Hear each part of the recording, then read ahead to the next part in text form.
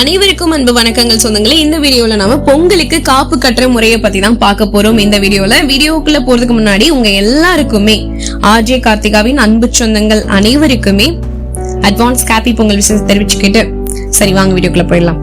தமிழர் திருநாள் தைப்பொங்கல் நாள்ல பாரம்பரியமாக காப்பு கட்டுற முறை இருந்துட்டு வருது. பஞ்ச மூலிகைகளால் கோர்க்கப்படுற இந்த காப்பு குடும்பத்துக்கு செல்வ செழிப்பையும் ஆரோக்கியமான நல்வாழ்வையும் கொடுக்க வல்லது. வாசல்ல காப்பு கட்டுற முறை எதுக்காக வந்துச்சு, அதுல சேர்க்கப்படுற மூலிகைகள் என்னென்ன, எப்படி கட்டணும், இந்த மாதிரியான பொங்கல் காப்பு சார்ந்த ஆன்மீகம் சார்ந்த விஷயங்களை இப்ப நம்ம பார்க்க போறோம். தொடர்ந்து வீடியோவை பாருங்க. ஒரு நூற்றாண்டுக்கு முன்னாடி அடுக்குமாடி வீடுகளும் மாட மாளிகைகளும் இல்லாத காலகட்டங்கள்லாம் குடிசை வீடுகளும் பனை ஓலை வீடுகளும் தான் அதிகமா இருந்துச்சு. இவங்க பெரும்பாலும் விவசாயத்தை நம்பிதான் தன்னோட பிழைப்பை நடத்திட்டு வந்திருக்காங்க. வருடம் ஒரு முறை கிடைக்கக்கூடிய மொத்த வருவாயை வச்சுதான் வாழ்நாள் திட்டத்தை இவங்க தீட்டுவாங்களாம். வீட்டை சுத்தம் பண்ணி குப்பைகளை போகி அன்னைக்கு நெருப்புல போட்டு கொளுத்திடுவாங்க. அப்போல்லாம் பிளாஸ்டிக் கிடையாது. வீட்டுல எளிதில மக்கி போகக்கூடிய பொருட்களை தான் வச்சிருப்பாங்க.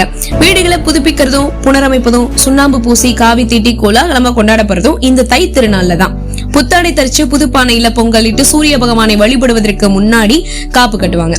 5 வகையான மூலிகைகள் கொண்டதுதான் இந்த காப்பு. வேப்பில, கருந்துளசி, சிறுகன் பீல, தும்பையில, ஆவாரம்பூ இது எல்லாத்தையுமே சேர்த்து காப்பா கட்டுவாங்க. இதுல பிரண்டையும் மாவிலையும் கூட சேர்ந்து கட்டப்படுறது உண்டு. மாவிலையும் கருந்துளசியும் செல்வ செழிப்பையும் மகாலட்சுமியின் வரவையும் குறிக்குங்க. மாவிலை தோரணம் கட்டுறதுனால மகாலட்சுமி அங்க அருள் புரிவாங்க. கருந்துளசி இருக்கிற இல்லங்கள்ல இஷ்ட சக்திகள் அண்டுவதே கிடையாது. குடும்பத்துல செல்வம் செழிக்க மென்மேலும் பொருளாதார ரீதியாக உயர லட்சுமி தாயாரை வழிபடுவாங்க. ஆவாரம் உடல் சூட்டை தணிச்சு பலவிதமான மருத்துவ குணங்கள் ஏராளம் பெற்றிருக்கு. சிறுகன் பீலை மூலிகை பாத்தீங்கன்னா மார்கழியில தான் செழிச்சு வளரும். இத பொங்கல் பூ அப்படின்னு சொல்லுவாங்க. இந்த மூலிகையோட பூக்கள் சிறுநீரக கற்களை உடைச்சு வெளியேற்ற அற்புத சக்தி கொண்டது. நீர்க்கடுப்பு, சிறுநீரக பாதையில் ஏற்பட்ட தொற்றுக்கள் அனைத்தையும் குணமாக்கக்கூடியது இந்த பூ. வேப்பிலை காய்ச்சல பரவக்கூடிய நச்சுக்களை விரட்டி அடிக்கக்கூடியது.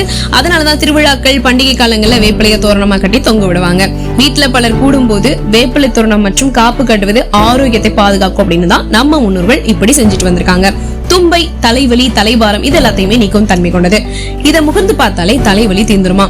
நம்ம முன்னோர்கள் பின்பற்ற ஒவ்வொரு விஷயத்துக்கு பின்னாலேயும் அறிவியலும் மருத்துவமும் ஆன்மீகமும் ஒளிஞ்சிருக்கு. இந்த தை திருநாள் பொங்கல் நாள்ல வீட்டுல நாமளும் மூலிகை காப்பு கட்டி உயிர் வாழ தேவையான உணவினை கொடுத்த சூரிய பகவானுக்கும் உழவுக்கு உதவி செய்யும் மாடுகளுக்கும் மழையளித்த வருண பகவானுக்கும் நன்றி செலுத்தும் விதமா சிறப்பா கொண்டாடுவோம்னு சொல்லிட்டு இந்த வீடியோவை நான் நிறைவு செஞ்சுக்கிறேன். இந்த வீடியோல சொல்லப்பட்ட விஷயங்கள் உங்களுக்கு ரொம்பவே பயனுள்ள நினைச்சீங்கன்னா லைக் பண்ணுங்க. இதை நிறைய பேருக்கு ஷேர் பண்ணுங்க, பயன்பெறட்டும். மேலும் பொங்கலோ பொங்கல் அப்படின்றத மறக்காம கமெண்ட் பாக்ஸ்ல பகிர்ந்துட்டு போங்க.